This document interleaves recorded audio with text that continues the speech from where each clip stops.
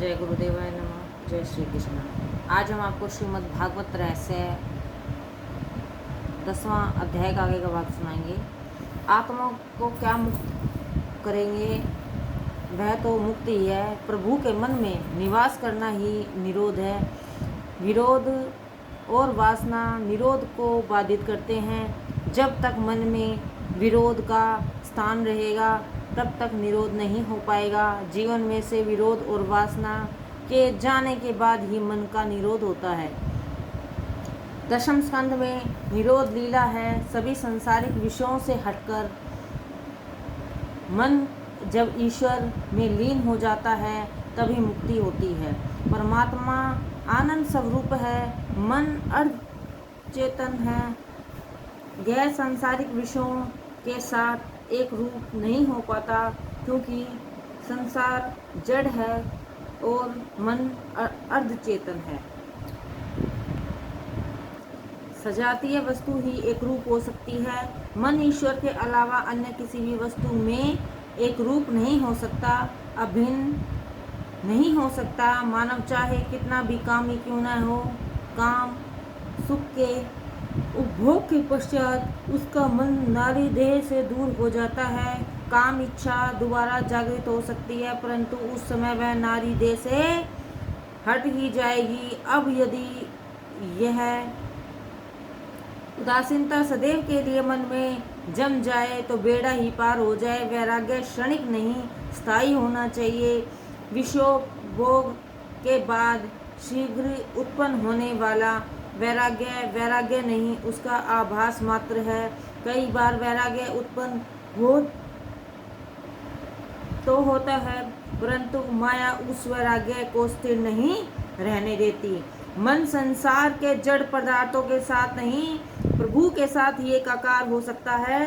कृष्ण लीला हृदय में प्रभु का वास मन का निरोध करने के लिए ही है। पूर्वजन्म का शरीर तो मर जाता है, परंतु मन नया शरीर लेकर उत्पन्न होता है। जीवात्मा मन के साथ ही इस संसार में आता है।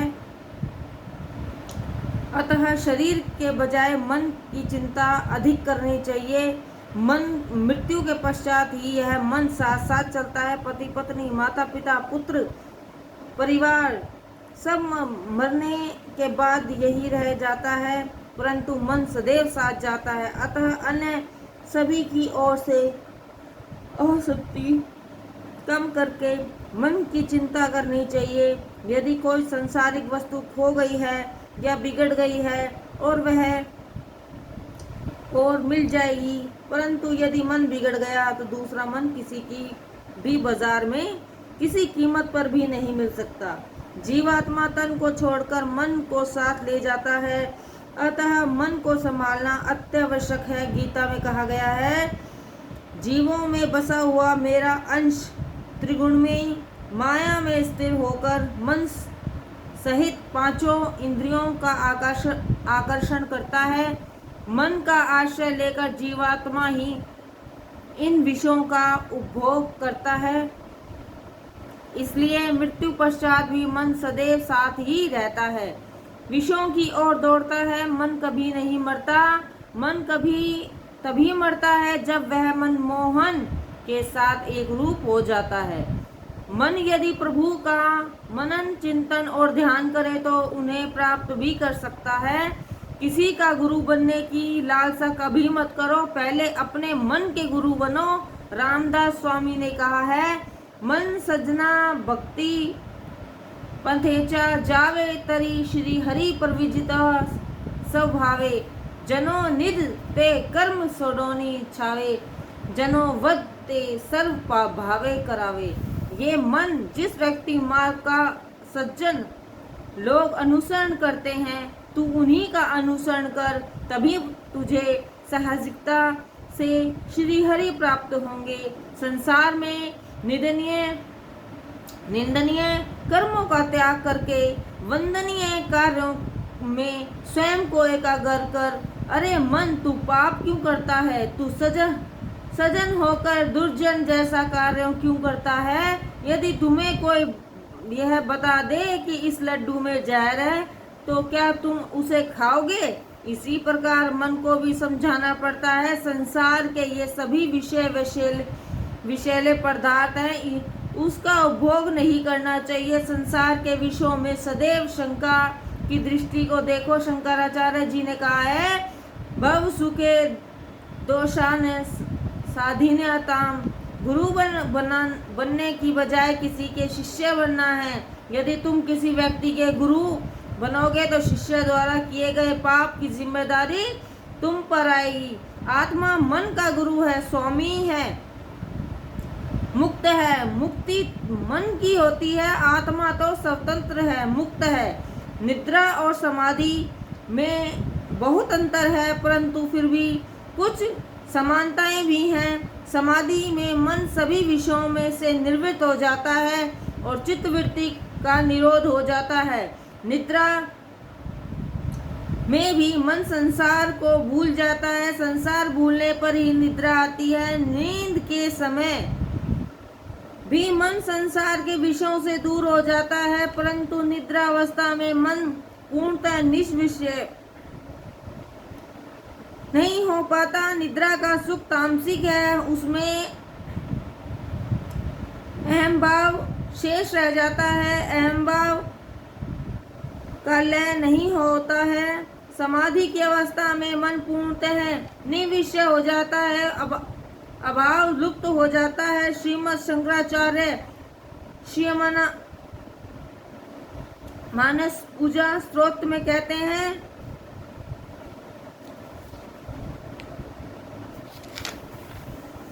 हे शंभु, तुम मेरी आत्मा हो, बुद्धि पार्वती है, प्राण उसके गण है, शरीर आपका मंदिर है, सभी विषयों भोगों की रचना आपकी पूजा है। निद्रा समाधि है, मेरा हिलना चलना आपकी परिक्रमा है, मेरे सभी शब्द आपके श्रोत्र हैं। इस प्रकार मेरी सभी क्रियाएं आपकी आराधना रूप बने। योगी जन आत्मस्वरूप में मन का लय करते हैं। मन को यदि कोई विषय ही नहीं दोगे तो वह आत्मस्वरूप में जा मिलेगा और वही लय होना ही मुक्ति है। विषयों का चिंतन करने से मन जीवित रहता है और विषयों का त्याग करने से वह मन मर जाता है। संसारिक विषयों में से हट जाने पर मन शांत हो जाता है। दिए में जब तेल बाकी नहीं रहता तब वह बुझ जाता है। उसी प्रकार मन को संसारिक विषयों का निष्कासन पर वह शांत हो जाता है। मन को किसी आधार की आवश्यकता होती है, अतः उसे प्रतिकूल विषयों से अलग करके अनुकूल विषयों की ओर मोड़ देना चाहिए। निद्रा के समय भी समाधि सा ही आनंद प्राप्त होता है, परंतु वह आनंद तामसिक होता है। निद्रा में सब कुछ मिट जाता है, परंतु अहम भाव बना रहता है, जबकि समाधि की अवस्था में नाम रूप और अहंकार कुछ शेष नहीं रहता। समाधि के भी दो रूप होते हैं, जड़ और चेतन। योगी जन मन को बलपूर्वक वश में करके प्राणों को ब्रह्म हृदय में स्थापित करता है, यह जड़ समाधि कही जाती है। परंतु यदि जबरदस्ती करने की बजाय मन को प्रेम पूर्वक समझा बुझाकर विषयों से अलग कर दिया जाए वही अच्छा है और यही चेतन समाधि कही जाती है। विश्वामित्र ने 7000 वर्षों तक तप किया, फिर भी वे मेनका के सौंदर्य के प्रति आसक्त हो ही गए। इसका कारण यही था कि इनकी समाधि जड़ समाधि थी। समाधि तो साहजिक होनी चाहिए, साधो सहज समाधि भली। साहजिक समाधि श्री कृष्ण लीला में ही कृष्ण कथा और बांसुरी के श्रवण करते समय आंखें चाहे खुली ही क्यों न रहे, समाधि लग ही जाती है। गोपियों ने कभी आंख मूंद कर नाक पकड़कर समाधि लगाने का प्रयास नहीं किया। गोपियों की समाधि स्वाभाविक और साहसिक समाधि थी। यह भोगी शरीर योगाभ्यास नहीं कर सकता। यह भोगी शरीर योगाभ्यास नहीं कर सकता। भोगी यदि योगी बनने का प्रयत्न करेगा तो वह रोगी बन जाएगा। योग का सर्वप्रथम साधन ब्रह्मचर्य है। ब्रह्मचर्य पालन के बिना योग सिद्धि की प्राप्ति करने वाला अधोगति के गर्त में गिर जाता है। कृष्ण कथा ऐसी ही है जो संसार को अनायास ही भुला देती है। संसार में रहते हुए बसते हुए संसार का विस्मरण कर देना चाहिए। भागवत एक ऐसा दिव्य ग्रंथ है जो केवल 7 दिनों में मुक्ति दिला देता है। राजा परीक्षित इस ग्रंथ का श्रवण करके 7 ही दिनों में संसार को भूलकर कृष्ण कथा में लीन हो गए थे। बड़े बड़े ज्ञानी महात्माओं को भी यही आशंका थी कि राजा परीक्षित को मात्र 7 दिनों में मुक्ति कैसे प्राप्त होगी। मात्र 7 दिनों में राजा के ज्ञान, भक्ति और वैराग्य की अभिवृद्धि करने के लिए इस कृष्ण कथा का आयोजन किया गया था, क्योंकि कृष्ण कथा में लीन होने पर ही तो उनको इच्छित मुक्ति जो पानी थी। इस संसार को भूलने के लिए ही तो योगी आंखें मूंद कर प्राणायाम करते हैं, परंतु इस जगत को भूलना इतना आसान नहीं है। योगियों के लिए जगत को भूलना सरल नहीं है, तो गोपियों के लिए संसार को याद रखना आसान नहीं है। कृष्ण कथा को आंखें मूंदने या नाक पकड़ने का प्राणायाम करने की आवश्यकता ही नहीं है। यह तो स्वयं ही जगत को भुलाने का अनायास ही सहायता करती है।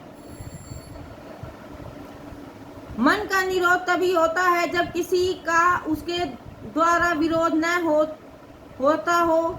मन को विरोध और वासना से दूर रखो। विरोध और वासना निरोध में बाधक है। संसारिक जीवों के प्रति मन में कोई विरोध न रखो और भोग्य पदार्थों की वासना मन में न रखो। निरोध होने पर अनायास ही मुक्ति मिल जाती है। श्री कृष्ण लीला से अनायास ही मन का निरोध हो जाता है। जगत में विस्मृति और भगवान की अखंड स्मृति ही तो निरोध है। पूतना रूपी वासना आंखों में आ बसे तो आंखों को कृष्ण की रूप माधुरी में स्थिर कर कानों को कृष्ण कथा में जोड़ दो। यदि यह संसार इतना सुंदर है तो इसकी रचना करने वाला कितना सुंदर होगा। क्या तुम्हारे मन में कभी ऐसा विचार नहीं आया?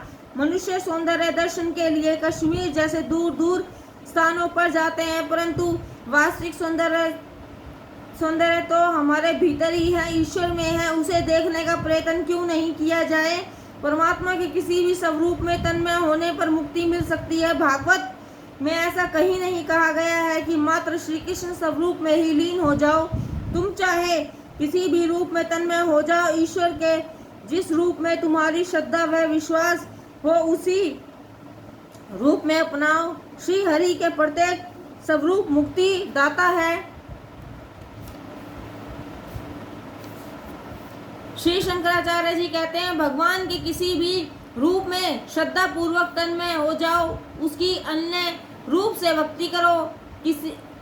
किसी रूप में संपूर्ण श्रद्धा हो उसकी अनन्य भक्ति करो और अन्य रूपों को उसी का अंश मानकर वंदन करो।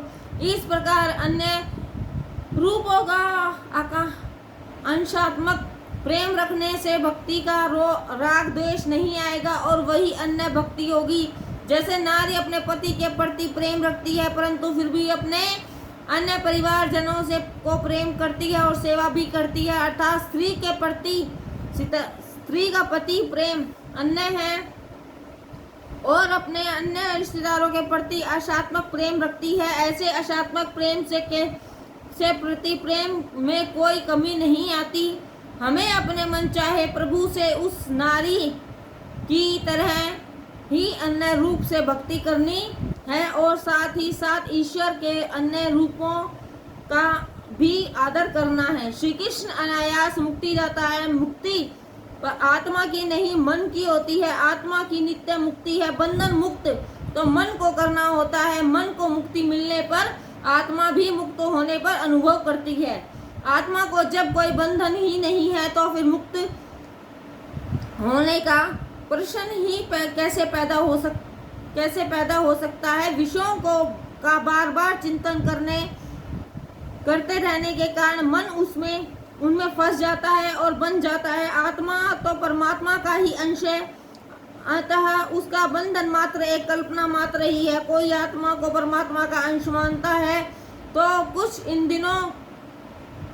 इन दोनों को एक ही मानते हैं। कुछ लोग परमात्मा आत्मा में अंशी और अंश का भाव रखते हैं। जीव ईश्वर का ही अंश है। भगवान ने गीता में कहा है, इस सूत्र की व्याख्या करते हुए श्रीमद् शंकराचार्य ने कहा है, अंश इस जीव आत्मा ईश्वर के अंश जैसी है, अंश नहीं है। जीव ईश्वर का अंश हो ही नहीं सकता।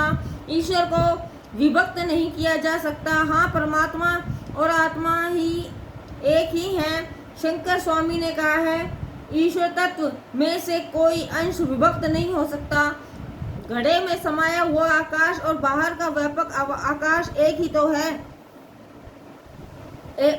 फिर भी घट की उपाधि के कारण अंश अंशी भाव का आभास होता है। इसी प्रकार परमात्मा और जीव एक ही होते हैं, अलग अलग दृष्टिगोचर होते हैं। यदि गुलाब के फूल की एक पंखुड़ी हम काट दें तो वह फूल खंडित हो जाएगा, फूल का स्वरूप भंग हो जाएगा, परंतु ईश्वर नित्य होने के कारण अखंड ही रहेंगे। उपासना के लिए ही अंशी का अंश का भेद किए गए हैं। तत्वतः दोनों एक ही हैं। व्यवहार में अंश अंशी अलग हो सकते हैं, तत्वतः नहीं। सागर बिंदुओं से बनता है, बिंदुओं से सागर नहीं बन सकता। बिंदु सागर नहीं है, जीव ईश्वर रूप है। रामानुजाचार्य आदि संतों के अनुसार परमात्मा अंशी है और आत्मा अंश। कुछ आचार्यों के अनुसार जीव मुक्तावस्था में अंशी है और अभद्रावस्था में अंश अंशी के भेद को मानते हुए वे दोनों को एक ही मानते हैं। वल्लभाचार्य आदि वैष्णव आचार्यों को कथा अनुसार जीव अंश जैसा नहीं, अंश ही है और ईश्वर अंशी है। ईश्वर सागर है, जीव जल बिंदु। सागर की विशाल जल राशि में से कुछ बूंदें निकलने पर भी उसके स्वरूप में कोई अंतर नहीं पड़ता, अर्थात वह भंग नहीं होता। इसी प्रकार जीव के अलग हो जाने पर ईश्वर के स्वरूप में कोई विकृत नहीं होती। भक्तजन पहले द्वैत भाव का नाश करके अद्वैत की साधना करता है और फिर ईश्वर की सेवा करने के लिए काल्पनिक द्वैत भाव रखता है। ये दोनों ही सिद्धांत सत्य माने जा सकते हैं। साधक को चाहिए कि इन सिद्धांतों के खंडन मंडन के पचड़े में न फंसे, मन की मान कर आगे बढ़ते रहो। यदि जीव ईश्वर का अंश है तो माया उसे कैसे बांध पाती है।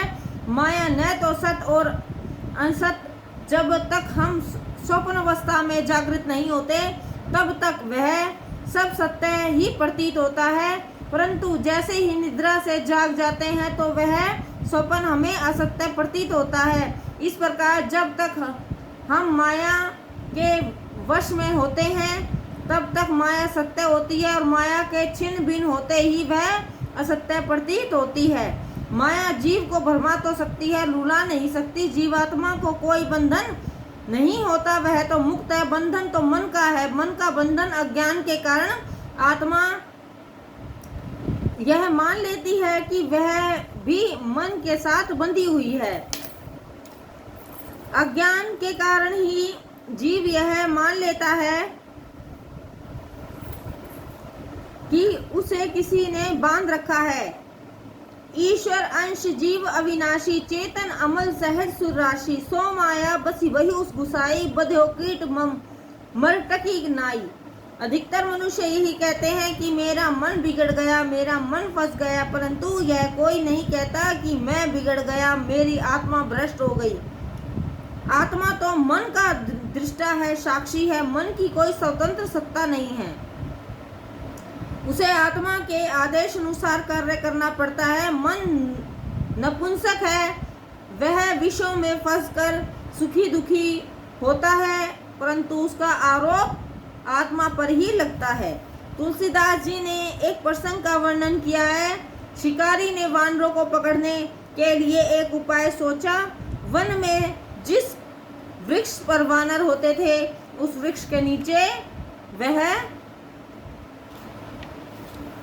एक छोटे मुंह वाले घड़े में चने भरकर रख कर देता था। वानर अपने दोनों हाथों से चने निकालने का प्रयास करते, परंतु मुट्ठी में चने भरे होने के कारण उनके हाथ घड़े में से निकल नहीं पाते थे। वे यह मान लेते थे कि किसी भूत ने घड़े से में छिपकर उनके हाथ पकड़ लिए हैं। वास्तविकता में हाथ तो किसी ने पकड़े ही नहीं थे। यदि मुट्ठी खोल देते तो हाथ घड़े से बाहर आ सकता था। यह संसार भी एक घड़े के रूप है। संसारिक विषय चने हैं और मन वानर रूप है। मन अहंकार वश विषयों को अपनी मुट्ठी में बंद किए रहता है, फिर भी यही मानता है कि उसे किसी ने बांध रखा है। विषयों की ममता की मुट्ठी को मन ने पकड़ रखा है और स्वयं ही मुट्ठी को नहीं खोल रहा। जीव का बंधन वानर जैसा ही है। इन दोनों का बंधन अज्ञान मूलक है। अज्ञान का नाश होने पर बंधन नहीं रहता। अज्ञान दूर होते ही परमात्मा और आत्मा एक हो जाते हैं। माया ने संसारिक घड़ों में विषयों रूपी चने भर रखे हैं। समझ बूझकर यदि इन विषय रूपी चनों को छोड़ दिया जाए तो फिर तो मुक्ति ही है। अपने पुत्र के घर पुत्र का जन्म होने पर भी मनुष्य वृंदावन वास नहीं करना चाहता। पहले वह कहता है पुत्र के विवाह हो जाने पर गृह त्याग करूंगा। अब वह कहता है कि मेरा पुत्र मुझे जाने नहीं देता। काशी वृंदावन में से सेवा चकारी भी कौन करेगा? सेवा चाकरी भी कौन करेगा? इधर बूढ़े के पुत्र सोचते हैं कि यदि यह बूढ़ा वृंदावन चला गया तो उसकी पेंशन की रकम से हाथ धोना पड़ेगा, क्योंकि अपनी पेंशन वह वहीं मंगा लेगा और सारी रकम साधु संतों को में लुटा देगा। यदि घर में रहेगा तो रकम भी घर में ही आएगी और बाजार के से साग सब्जी भी ले आया करेगा। यदि रात में हमें सिनेमा देखना जाना पड़े तो बच्चों की देखभाल के साथ साथ संभाल भी लिया करेगा। इस तरह बूढ़ा और बच्चा एक दूसरे को नहीं छोड़ते। दोनों की अपनी अपनी वासना और अपना अपना स्वार्थ है। मन आदि विषयों में से हटकर ईश्वर का चिंतन करने लगे तो मुक्ति मिलती है। देहाभ्यास छूटने की वृत्ति ब्रह्मकार हुई नहीं कि मुक्ति मिल जाएगी। विषयों का ही चिंतन करते रहने वाला मन अशुद्ध ही है। विषयों का त्याग करने वाला मन शुद्ध है। अनादिकाल से मन को विषय का चिंतन करते रहने की आदत सी हो गई है। यदि यही मन श्री कृष्ण कथा का चिंतन श्रवण और मनन करने लगे तो विषयों का विचार करने की आदत छूट जाती है। भगवान श्री कृष्ण इंद्रियों के स्वामी हैं। आंखों का संबंध श्री कृष्ण से जोड़ो।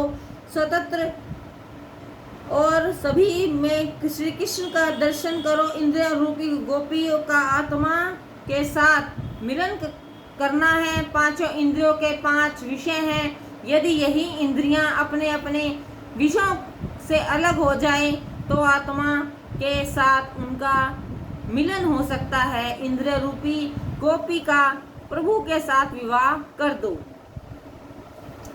गोकुल लीला का तात्पर्य यह है कि जीते जी मुक्ति प्राप्त होना। श्री कृष्ण जी ने गोपियों को मुक्त करने के लिए गोकुल लीला की थी। वे गोपियों को जीते जी मुक्त करना चाहते थे। गोपियां चाहे अपने घर में रहें पर उनका मन विचलित न हो, इसलिए उन्होंने यह लीला रची थी। किसी भी प्रकार की साधना धारणा किए बिना ही गोपियों के मन का श्री कृष्ण में निरोध हो गया। गोपियों ने भक्ति मार्ग का आचरण जो किया था, महाप्रभु जी कहते हैं मुझे कुछ नया कहने की आवश्यकता ही नहीं है। मैं तो गोपियों का मार्ग ही बतलाता हूँ।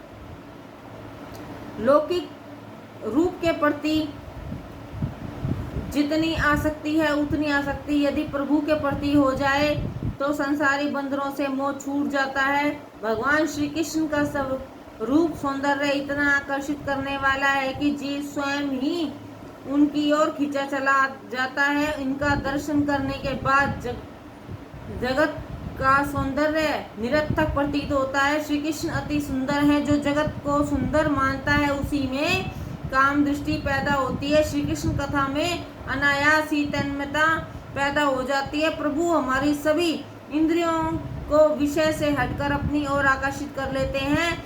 जिसका मन मधु के समान है, कन्हैया उसी के घर का माखन ग्रहण करते हैं। भगवान के से सदैव प्रार्थना करते हैं, नाथ मेरे मन को जड़ पदार्थों से हटाकर अपनी ओर खींच लीजिए। मन को शांति तभी प्राप्त होती है जब तक ईश्वर में स्थित हो जाता है।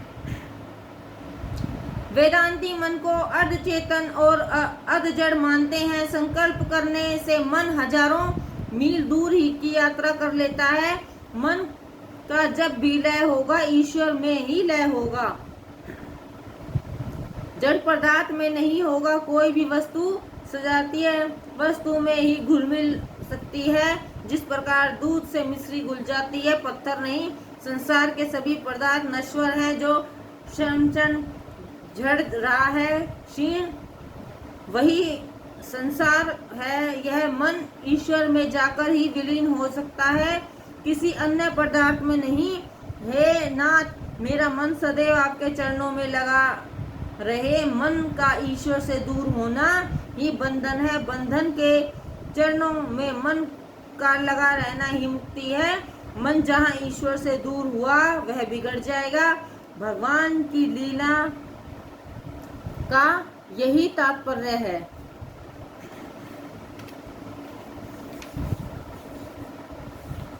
गोपियां अपने मन को सदैव श्री कृष्ण में बसाए रहकर पर ही घर गृहस्थी का पालन करती थी। मन को मुक्त करना है, उसका निरोध करना है, ईश्वर के साथ उसे ही एकाकार करना है। निवृत्ति के समय मन यदि कहीं फंसा हुआ है तो उसी वस्तु का विचार आएगा।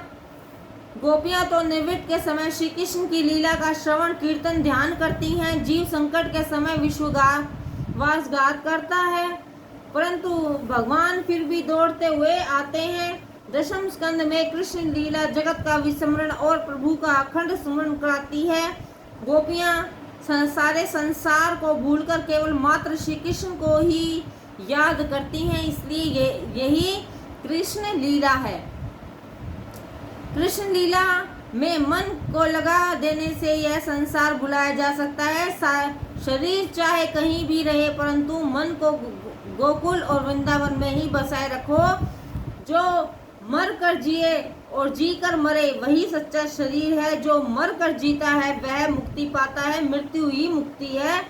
गोपियां घर का कार्य करते हुए भी श्री कृष्ण में ऐसी तलीन हो जाती हैं कि न करने वाले काम भी कई बार कर जाती हैं। चूल्हे पे लकड़ी के साथ साथ बेलन भी जला देती थी। काल धक्के देकर हमें निकाले और हमें रोते हुए संसार को जाना पड़े, इसकी बजाय सावधान होकर विवेक बुद्धि से संसारिक जंजाल से मुक्त होना है। परमात्मा को बुद्धि भी नहीं पकड़ पाती। नैनात्मा प्रवचेन लभ्यो न मध्यो न बहुना श्रुतेन यमेक्षेक्ष वृणते तेन लभ्यास्तस्ये आत्मा विवुणतः तनुसयाम। परमात्मा ने तो वेदाव्यान से मिलते हैं, न शास्त्र श्रवण करने से और न ही बुद्धि चतुरते से मिलते हैं। आत्मा जिस पुरुष पर कृपा करती है उसी के प्रति होती है, अथवा जो उसे प्राप्त करना चाहता है उसे ही वह मिलता है। परमात्मा जिसे अपना मानकर अपनाते हैं वे उसी को मिलते हैं। अब आगे दामोदर लीला का वर्णन है। प्रभु श्री कृष्ण परम प्रेम के स्वरूप हैं। सामान्य प्रेम और परम प्रेम में अंतर है। पुत्र पत्नी, माता पिता, भाई आदि के साथ किया गया प्रेम सामान्य प्रेम है, परंतु जगत के सभी जीवों के सभी पदार्थों के प्रति निस्वार्थ प्रेम हो, वही निस्वार्थ परम प्रेम है। जीव बड़ा ही अयोग्य है, कुपात्र है। यह मन से, आँखों से हमेशा पाप करता रहता है, फिर भी ईश्वर उसे प्रेम ही करते हैं, उस पर प्रेम बरसाते हैं और वे जीव से प्रेम की ही आशा करते हैं। उन्हें धन से नहीं, केवल प्रेम से ही वश में किया जा सकता है, क्योंकि वे तो स्वयं लक्ष्मीपति हैं। जय श्री कृष्ण, जय गुरुदेवानंद।